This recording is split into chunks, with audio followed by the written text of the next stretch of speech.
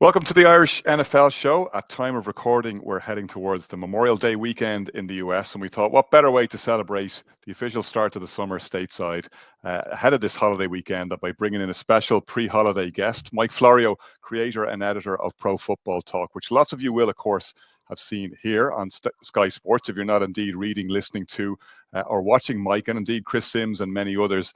NBCSports.com/NFL/Pro Football Talk. You'll find Pro Football Talk, of course, on your podcast platform of choice as well. And when you're not with us, we would very much urge you to spend some quality time with Mike, because we believe it very much is time well spent. Mike, you're very welcome. It's great to have you back.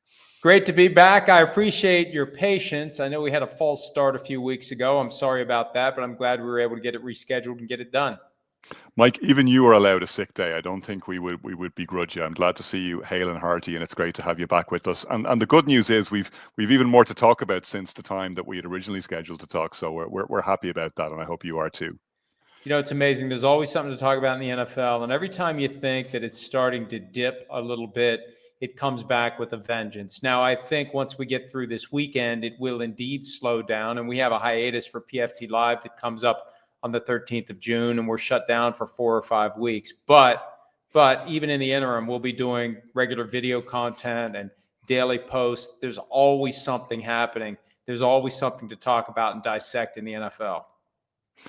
Mike, indeed, we've had a lot to talk about even today. We got the spring meeting, obviously, and some interesting items on the agenda, and just had a quick look at how you're covering it on Pro Football Talk. And the Tush Push, the brotherly shove, whatever you want to call it, it's the play they just can't hang. But it's interesting how this one got to the agenda. It went down narrowly, of course, and we can get to that in a moment. But I was very interested in your take and in your coverage of the story, because there would have been, and I think I remember talking about this when we got it on this program, we spoke about how it looked like the Packers had a touch of sour grapes having lost to the Eagles twice during the season, but that's not necessarily so.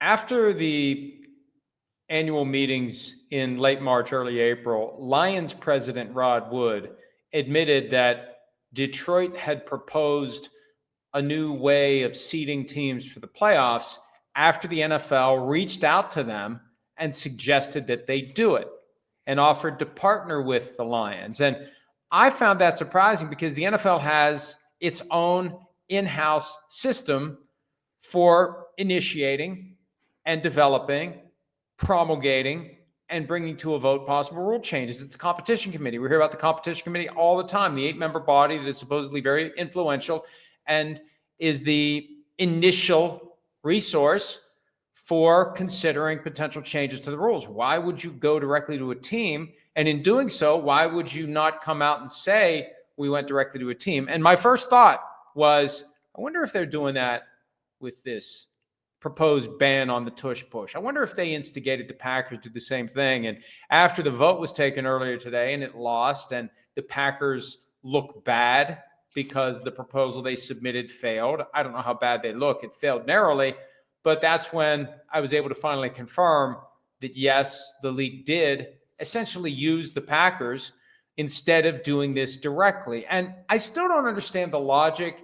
Maybe there are certain rule changes that the league doesn't want people to think the league is trying to tip the scales or alter the playing field, or that the league has preferences that would be implicit, if not express, by the normal rulemaking process. But it's just a strange thing, and it now makes me skeptical of any team proposal. The first question I'm going to ask myself, for every team-based proposal going forward, I wonder if this is real, or I wonder if the league office asked them to do it.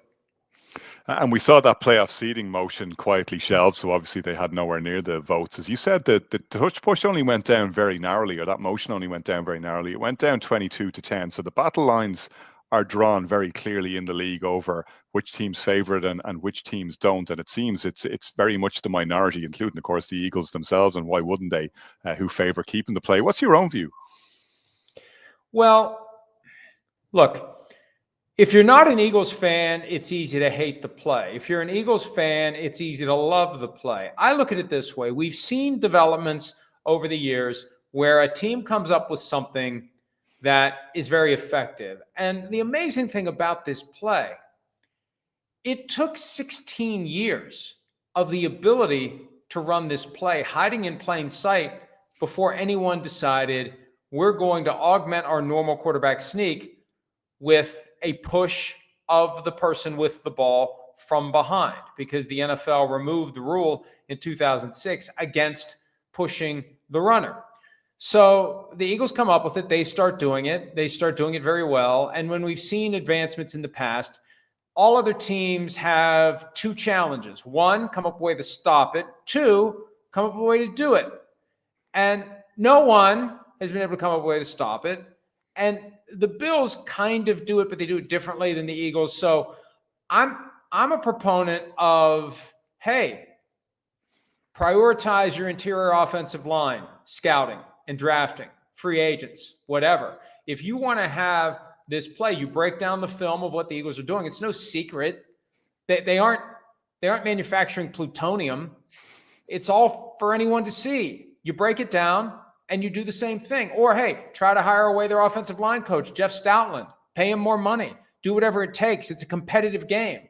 The idea that we don't like it, so instead of if you can't beat them, join them. If you can't beat them, burn their house down. I don't like that. And I don't like the fact that the way it all played out with a lot of the arguments that were made, it's an exhausting time for American politics. Very exhausting. And everybody lies on both sides of the primary aisle that separates Democrats and Republicans. Everybody's full of crap. Everybody's position on something is predictable because they always say the thing that superficially supports their side. Truth be damned.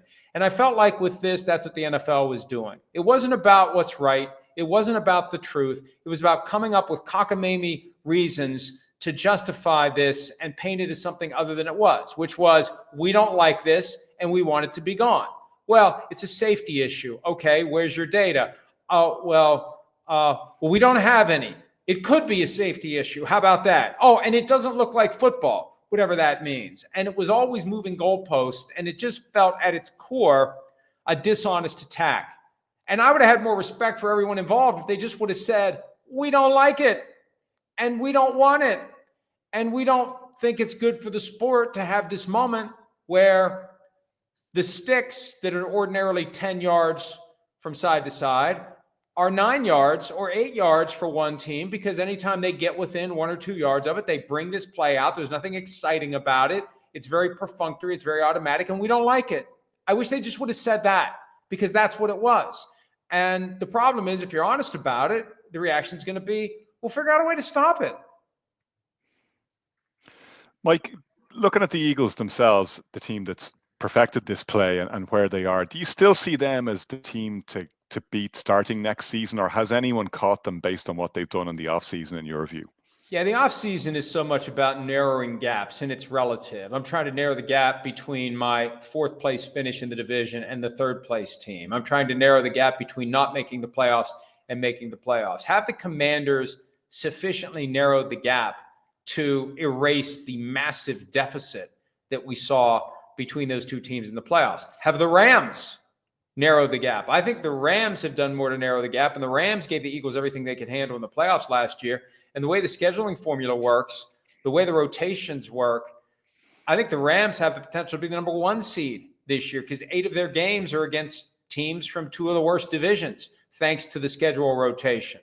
And their division, the NFC West, right now, it's not full of powerhouse teams. The Rams could roll over those 3 teams twice. They can end up having a very good record. I mean, that's 14 of their 17 games straight from the schedule rotation and their 2 games against each division rival. So the Rams may have closed the gap and may have engineered an outcome where they don't have to go to Philadelphia if they play again in the postseason. So the Eagles are still the most talented team in the NFL, and they're unstoppable in various ways. And we know injuries are the one great wild card that will change everything, and we can't predict it. It's bad form to say, well, what if this player gets injured? What if that player gets injured? What if this player gets injured? But we know players are going to get injured, and they're going to be out for a long time, and they may be out for the year, and that changes everything. But during this 7-month period of talking about what's going to happen, there's no way to talk with any real reliability on which teams' fortunes are going to be turned upside down by the fact that they're going to inevitably suffer a key injury.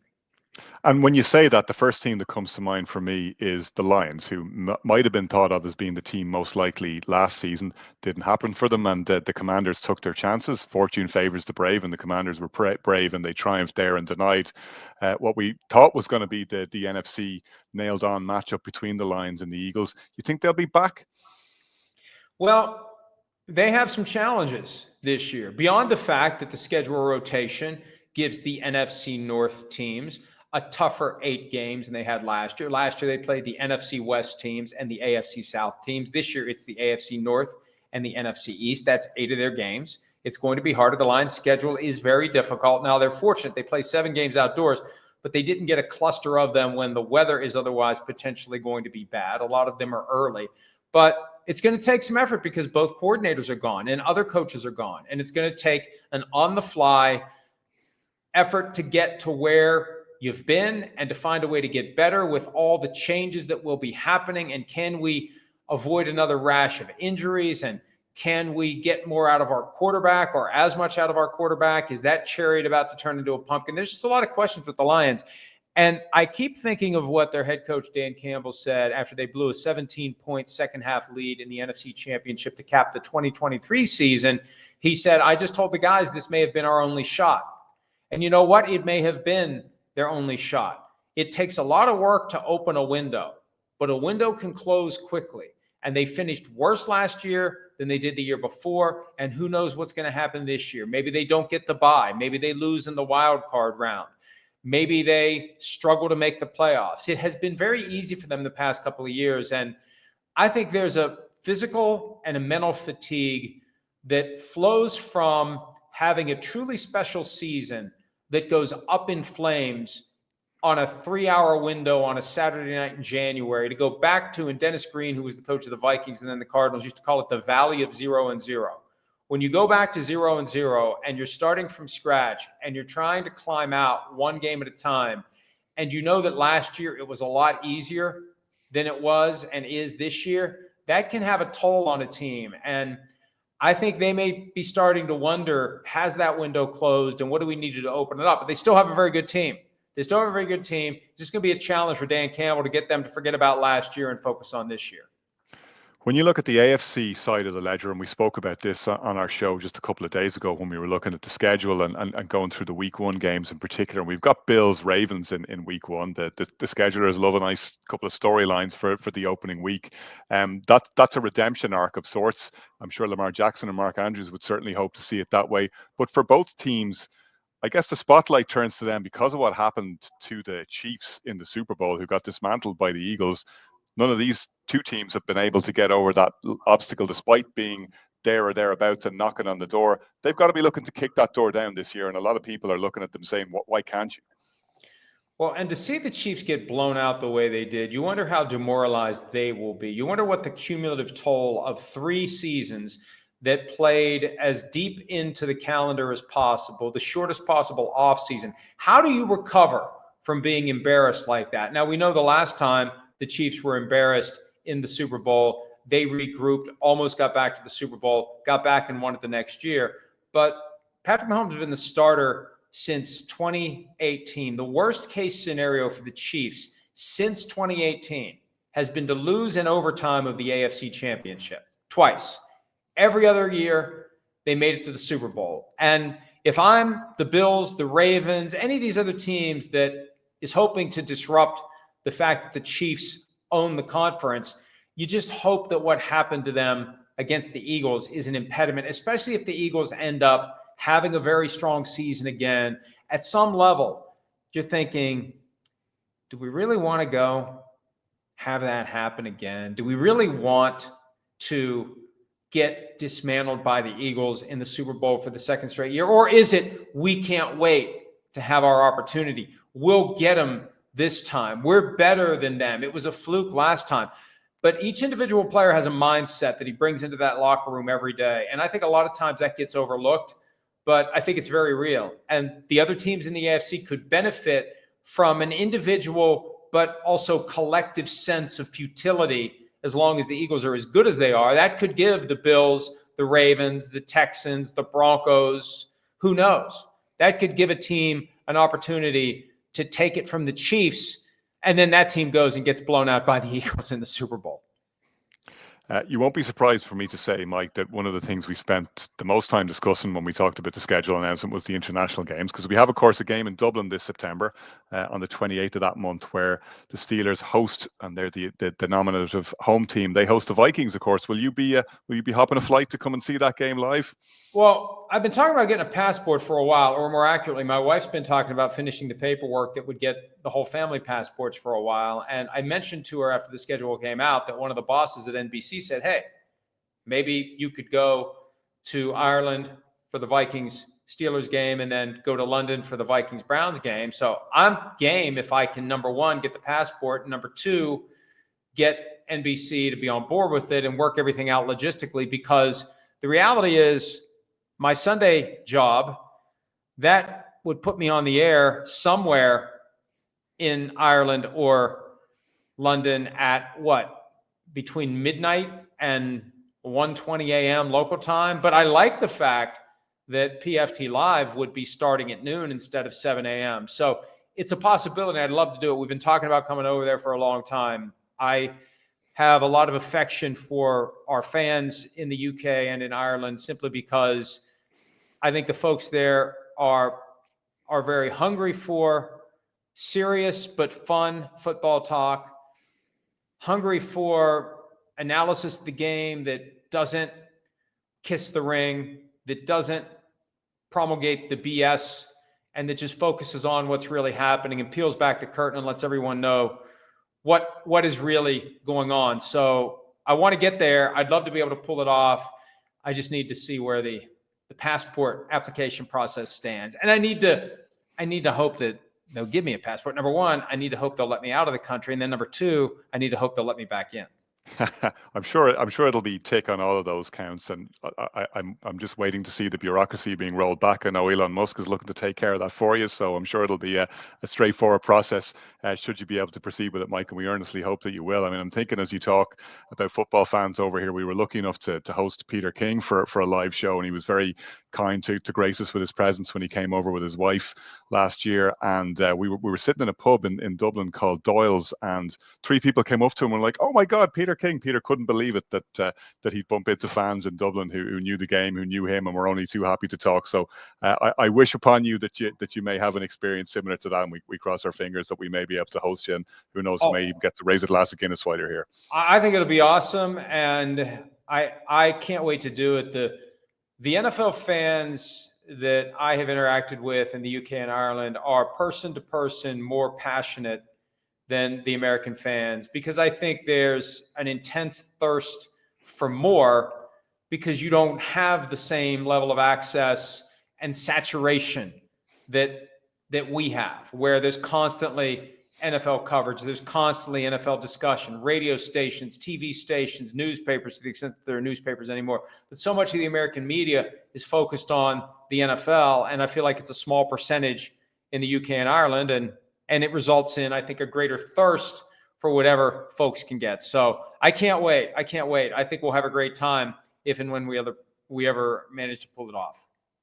Where do you think the NFL will ultimately manage to strike the balance, though, in serving the huge demand that exists outside of the US? And we'll see games this year, of course, in Spain for the first time as well, in the Bernabeu in Madrid. We'll see another game in Germany, in Berlin, a couple of games in London, Brazil, Australia now is on the agenda as well. The growth of the game internationally is proceeding at an almost exponential rate, and the NFL seems eager to sate that. But I guess at a certain point, that's coming at the expense of both the fan experience at home, the impact on player health and welfare, and we know that's a huge priority for the NFL at all times. But the almighty dollar seems to be holding sway at the moment. But I guess at a certain point, that's going to have limits. Do you think we're anywhere close to that? Well, for a while, it felt like the league and some of the owners would dangle the carrot every year, typically during the week when the first London game of the season would happen, about the possibility of a franchise being moved or an expansion team placed in London. And I always thought that's just pandering, and it's aimed at generating a headline and getting greater coverage. I still don't think they're serious about doing it. The decision this year to put the Vikings on the road for 2 straight weekends, have it count as 2 of their road games, not home games. That to me, and I've talked to some people in a position to know, that is the first step in what I think will be more teams doing it in future years, up to 4 teams doing 2-game road swing to fill what the commissioner said on Tuesday is a desire to have 16 international games, which then becomes the precursor to putting a team in London or elsewhere in Europe. And if there's 1 team, why not 2? If there's 2 teams, why not 4? And I don't know how realistic that is, but I think at some point, and the commissioner has spoken openly about the possibility, there are a lot of logistical challenges, there are a lot of hurdles, there are a lot of factors, but if they truly are committed to the idea of maximum international growth, and I called it a 100-year plan when they started this in 2007 with 1 regular season game in London every year. It was Giants-Dolphins, if I recall correctly, that first year. Was that right? Was it Giants-Dolphins?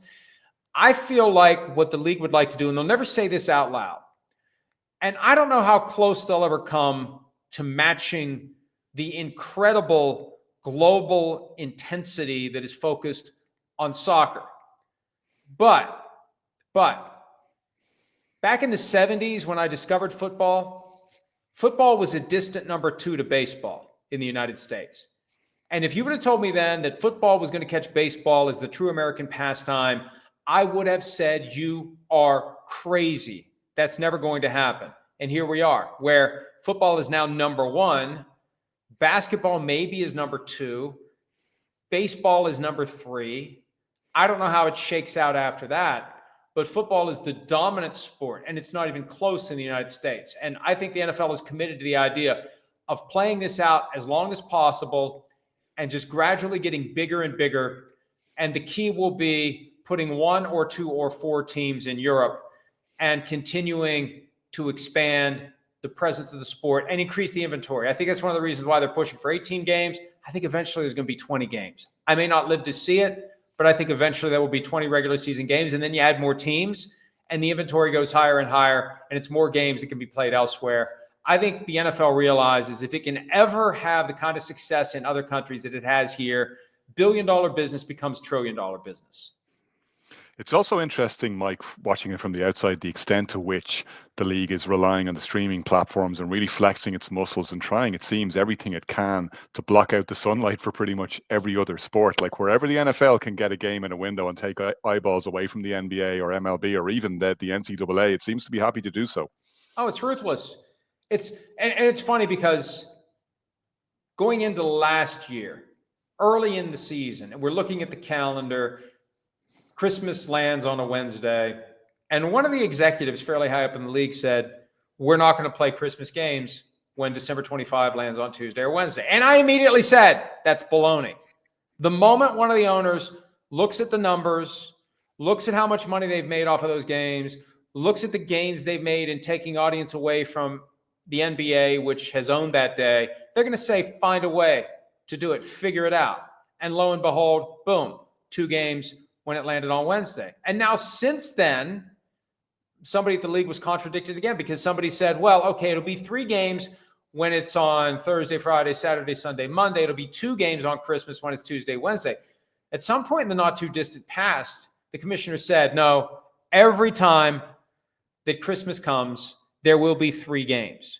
And they're actively looking to create more windows. I analogize it to, and I don't know if you have this dynamic in Ireland, but one of the things they try to do to pizza here in America is stuff as much cheese in as much of the pizza as they can. That's what the NFL is doing. They're taking the weekly calendar and they're trying to stuff as much cheese into it as possible so they can stuff as much money as they can into their pockets. Because every time you manage a standalone game in a window where people are available to watch, it draws human eyeballs together like nothing else can. They want more of that. They understand that there's still room for more of that. They're not abandoning Christmas where they can do it, and they're looking for more spots where they can cram more cheese into the pizza.